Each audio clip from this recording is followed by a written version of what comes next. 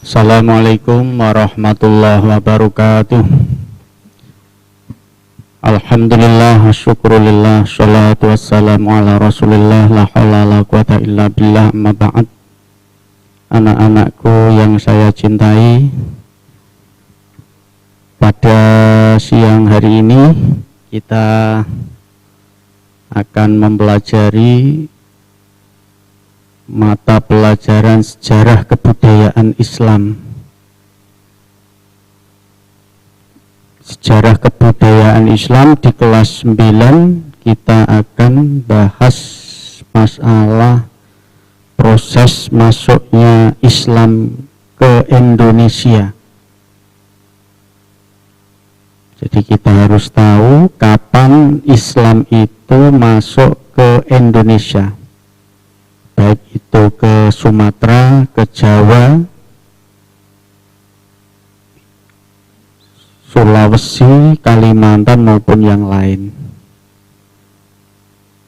Islam masuk ke Indonesia itu ada 3 pendapat.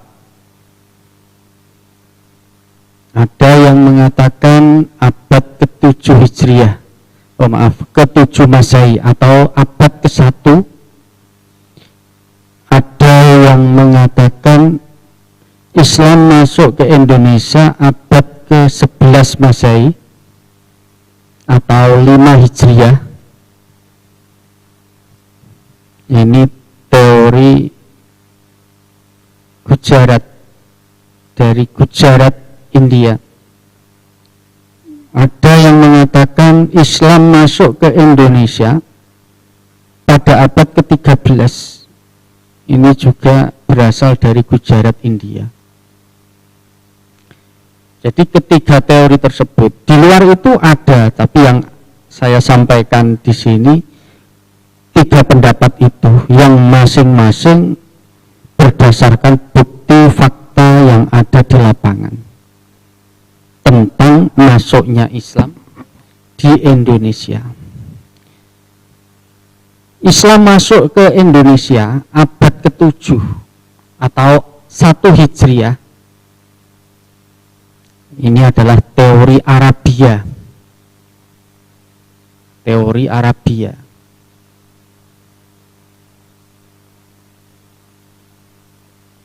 Teori Arabia ini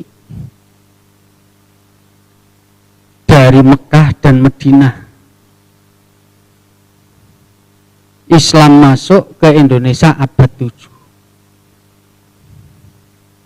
Awal abad ke-7.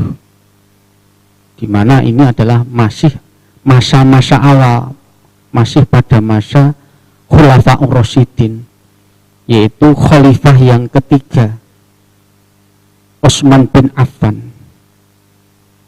Ini orang-orang Arab sudah datang ke Indonesia. Jadi tidak hanya Indonesia saja, Cina biasanya, karena pelayaran dari Arab ke Cina kemudian baru ke Indonesia. Jadi ekspedisi ke Nusantara ini sudah lama, kalau menurut pendapat abad yang ke-7. Mereka berdagang datang ke Indonesia, karena Indonesia ini kalian tentu sudah mengetahui banyak kekayaan alam yang dimiliki, sehingga negara-negara lain banyak yang kepengen datang dan mendapatkan hasil alam Indonesia. Ada rempah-rempah, kapur barus, kopi dan sebagainya, banyak sekali. Tidak hanya Arab, tetapi orang-orang Eropa juga. Tapi yang awal adalah bangsa Arab. Bangsa Eropa itu nanti belakangan. Mungkin belum mampu untuk mengarungi lautan yang jauh ke timur.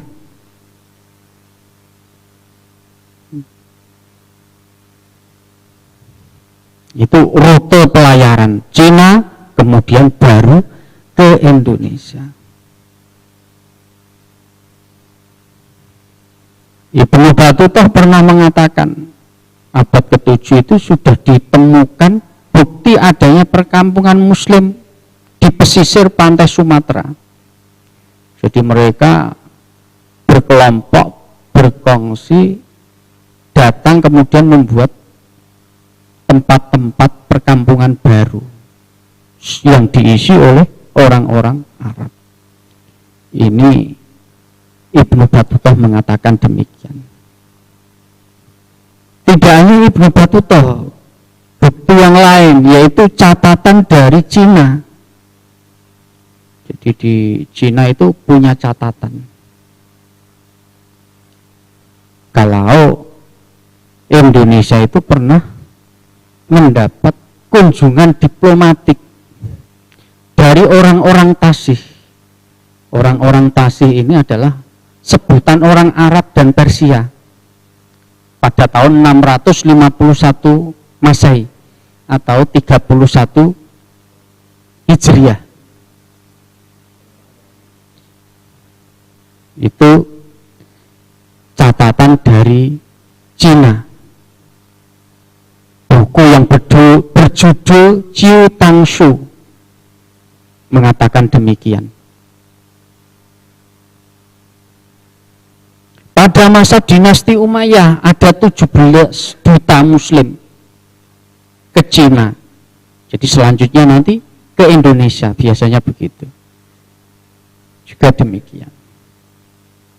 Itu pendapat yang mengatakan Islam masuk ke Indonesia abad ke-7. Juga didukung oleh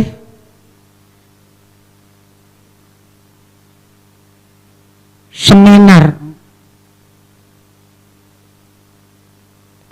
tentang masuknya Islam di Indonesia yang ada di Medan pada tahun 1963. Itu diadakan seminar yang mengatakan, yang memutuskan bahwa Islam masuk ke Indonesia abad ke-7 Masehi. Banyak bukti-bukti yang mengatakan Islam masuk abad ke-7. Bukti yang lain masih dari catatan kerajaan Cina, yaitu di masa dinasti Tang terdapat rencana orang-orang Tasih. Orang-orang Tasih ini orang Arab dan orang Persia yang mau menyerang kerajaan Kalingga atau kerajaan Holling yang dipimpin oleh Ratu Sima pada tahun 674 Masehi atau abad ke-7. Kemudian berita Cukufai juga dari Cina dan banyak yang lain. Kemudian Islam masuk ke Indonesia abad ke-11 Masehi atau abad ke-5 Hijriah. Jadi setelah abad ke-7 ada yang berpendapat Islam masuk ke Indonesia abad ke-11. Ini buktinya adalah ditemukannya makam Fatimah binti Maimun bin Hibatullah, yaitu yang batu nisannya itu bertuliskan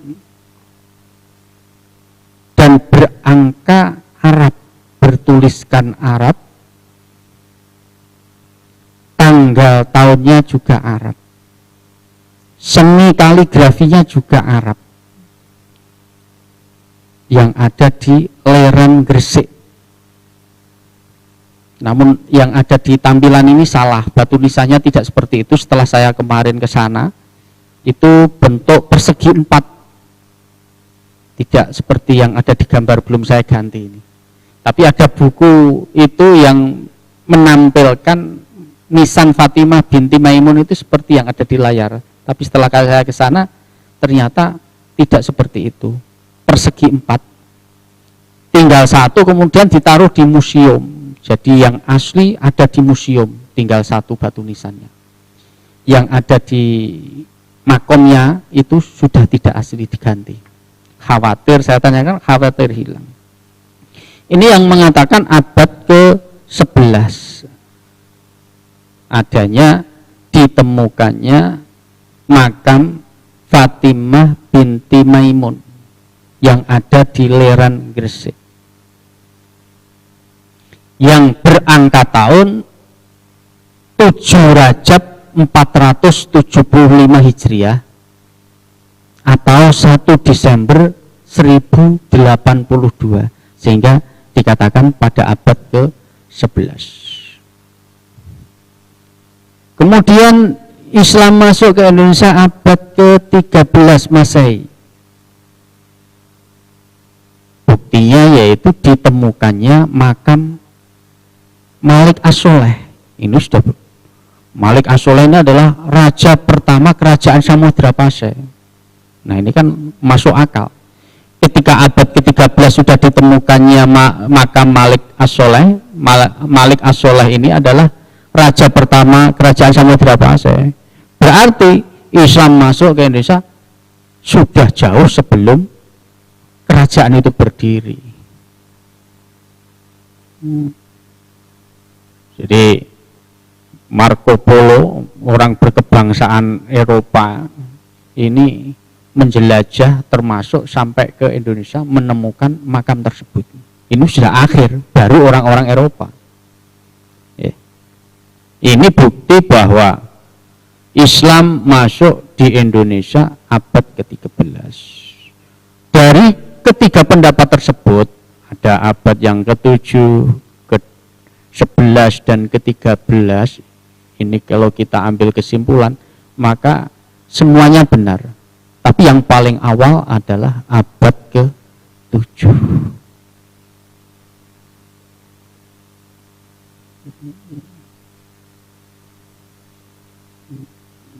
Perjalanan Marco Polo ini pada tahun 1292 Masehi pernah singgah di Sumatera, kerajaan Samudra Pasai.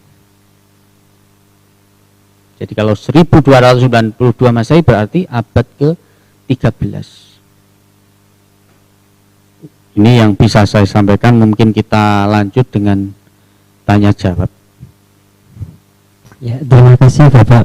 Jadi demikian sudah disampaikan materi sejarah kebudayaan Islam tentang sejarah atau masuknya Islam di Indonesia. Mungkin dari anak-anak kelas 9 ada yang mau ditanyakan, saya persilakan bisa mengangkat tangan, atau kalau malu bisa ditulis pertanyaannya di kolom komentar. Saya tunggu pertanyaannya. Sambil menunggu pertanyaan dari anak-anak ini, mungkin bisa dikasih kesimpulan untuk materi pada siang hari ini. Ya, kesimpulannya tadi sudah saya sampaikan. Ada yang mengatakan abad ke-7 itu ada bukti. Abad ke-11 itu juga berdasarkan fakta di lapangan, buktinya ada. Dan ke-13. Dari kesimpulannya, dari ketiga pendapat tersebut, ada 7, ke-11 dan ke-13, otomatis yang paling awal ya ke-7. Abad ke-7. Iya, abad ke-7. Jadi di tahun 700 Miladiah, sekitar itu ya. Iya. Pertepatan itu ketika dinasti Umayyah berkuasa, bahkan tadi saya sampaikan pada masa Khulafaur Rasyidin sudah ada ekspedisi ke sini, sudah ada utusan ke sini. Tapi ada ke sini itu ada yang memang jualan, ada yang memang misi menyebarkan Islam. Tidak semuanya berdagang. Seperti itu. Ada, tapi bagian kecil yang seperti itu. Pada masa Khulafaur Rasyidin itu ada misi disuruh untuk sini. Pada masa Bani Umayyah juga demikian. Bahkan khalifah pertama dinasti Umayyah itu pernah di sumber buku literatur Hamka itu mengatakan demikian. Pernah ke Sumatera, kemudian berlanjut ke Jawa.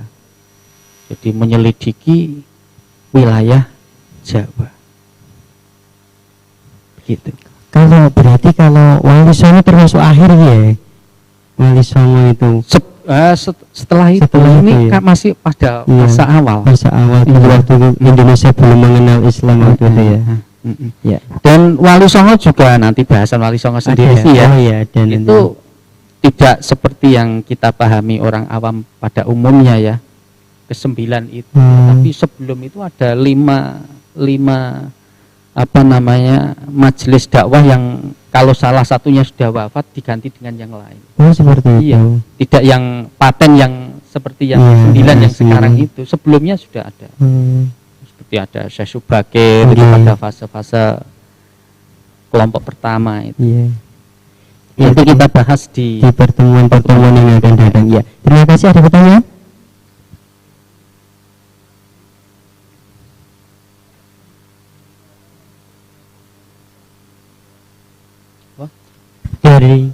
Dari Nabi Hanafi, lebih dahulu mana Yai masuknya Islam ke Cina sama India? Jadi perjalanan dari Arab, dari Persia itu memang sejalur. Ada yang ke India, kemudian melanjutkan ke Cina, baru ke Indonesia. Jadi ke India, ke Cina, terus ke Indonesia. Memang jalurnya kalau kita lihat rute perjalanannya ini nggak kelihatan semua di sini ya. Yang digambar itu tidak. Jadi lebih dahulu ke India, baru ke Cina. Nah, makanya dulu itu ada hadis Nabi, utlubul ilma walau bisin. Ada hubungannya berarti ya? Ada hubungannya karena peradaban Cina itu setelah diteliti, peradaban Cina waktu itu sudah maju daripada Arab. Orang Cina sudah mengenal kertas, pen, alat tulis ya. Masa Nabi itu belum mengenal itu, masih menulis di kulit-kulit, hewan, di bebatuan. Makanya kalau saya pernah membaca itu begitu, dibedah, dibongkar, ternyata peradaban Cina waktu itu lebih maju. Makanya Nabi sampai mengatakan kala itu walau meskipun sampai ke negeri Cina yang jauh, tapi memang peradabannya maju. Ya, kemudian kemarin kan ada anak dari kelas 9 yang tanya itu hadis utlubul ilma walau bisin itu kenapa kok ke Cina? Ternyata ada sejarahnya. Ada sejarahnya itu. Jadi anak-anak kelas 9 itu tadi sedikit mengenai sejarah peradaban Islam, maksudnya Islam di Indonesia. Perjalanannya dulu dari Arab sampai ke India, sampai ke Cina, sampai di Indonesia. Itu tolong nanti kalian ingat-ingat, kalian yang takut lupa bisa dicatat. Untuk materinya nanti insya Allah akan segera dikasih oleh Bapak Guru melalui WA mungkin, atau nanti mungkin bisa diumumkan di grup WA kelas masing-masing. Ada yang lain yang mau ditanyakan? Tidak ada. Karena sudah tidak ada, saya sampaikan terima kasih kepada Bapak Haji Abdul Fattah untuk materinya. Kita akan langsung menginjak ke materi berikutnya. Materi semuanya.